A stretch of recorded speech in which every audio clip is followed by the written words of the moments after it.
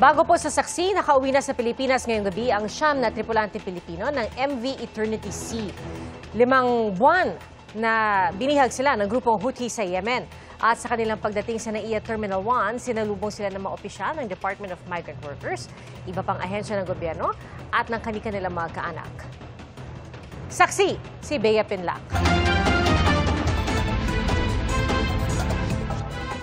Sakay ng eroplano ng Royal Air Force of Oman, lumapag sa Muscat, Oman ang siyam na tripulanteng Pilipino na 5 buwang naging bihag ng grupong Houthi. Sinalubong sila ni Migrant Workers Secretary Hans Kakdak at Philippine Ambassador to Oman Raul Hernandez.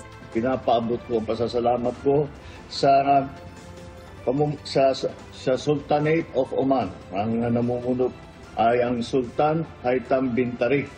At sila po ay talagang kaibigan po ng Pilipino at lahat ng maaring gawin para iligtas ang ating mga marino ay kanilang ginawa. They're all in good spirits, they're all in good health. Hulyo nang palubugin sa Red Sea ang MV Eternity Sea, ang Greek-operated na cargo ship kung saan nagtatrabaho ang mga tripulante. Kwento ng mga tripulante, hindi nila inasahang makakalaya sila kahapon. Kahit paano ay binigyan na naman sila magandang pagtrato sa loob ng 5 buwan. Sabi nila ay merong chance ng kanilang pagpapauwi pero hindi nila inaasahan na ngayong mangyari. Pagdating sa hotel sa Muscat, nagkaroon ng pagkakataon ng mga tripulante na makatawag ng libre sa kanilang mga pamilya. Ang unang beses na nakausap nila ang mga ito mula nang mabihag sila ng grupong Houthi. Ayon sa DMW, tatanggap ng tulong pinansyal ang mga tripulante at tulong mula sa ibang ahensya.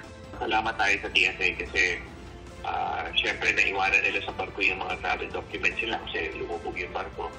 So ngayong gabi na-witness ko mismo ang pagpapasinaya ni Ambassador Raul na magbibigay sa kanila ng travel documents in lieu of their passport. Sa ulat ng mga international news agency, bukod sa mga Pinoy, isang Russian at isang Indian national ang pinakawalan din ng mga Houthi.